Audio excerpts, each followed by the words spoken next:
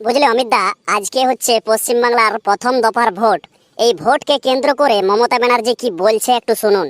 বলছেন, আজকের এই গুরুত্বপূর্ণ ভোটের দিনে বাংলার মানুষকে আমি একটা কথাই বলতে চাই, আপনাদের ভোটই আপনাদের অধিকার, আপনাদের ভবিষ্যৎ। গণতন্ত্রের এই উৎসবে প্রত্যেকটা ভোটের মূল্য অপরিসীম।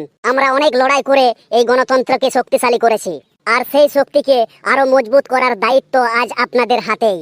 আমি সব সময় মানুষের পাশে থেকেছি, দুঃসময়ে, সংগ্রামে, উন্নয়নের পথে। আর আজ যখন ভোট হচ্ছে, তখন আমি আপনাদেরকে অনুরোধ করব, ভয়কে জয় করুন, প্রলোভনকে না বলুন, নিজের বিবেক দিয়ে ভোট দিন। কেউ যেন আপনাদের ভোটাধিকার কেড়ে নিতে না পারে, কেউ যেন আপনাদের উপর চাপ সৃষ্টি করতে না পারে। এই ব্যাপারে সবাইকে সজাগ থাকতে হবে। বাংলার মাটি সবসময় শান্তি, সম্প্রীতি আর উন্নয়নের কথা বলে। আমরা চাই এই ধারা বজায় থাকুক। যারা ভাঙনের রাজনীতি করে, যারা বিভাজনের চেষ্টা করে, তাদের থেকে সাবধান থাকতে হবে। ভোটের লাইনে দাঁড়িয়ে সবসময় একটা কথা মাথায় রাখবেন, আপনার একটি মাত্র ভোটই আগামী দিনে সরকার গঠন করবে, আপনার সন্তানদের ভবিষ্যৎ নির্ধারণ করবে। আজকের এই দিনটা শুধু একটা ভোটের দিন নয়, এটা গণতন্ত্রের উৎসব।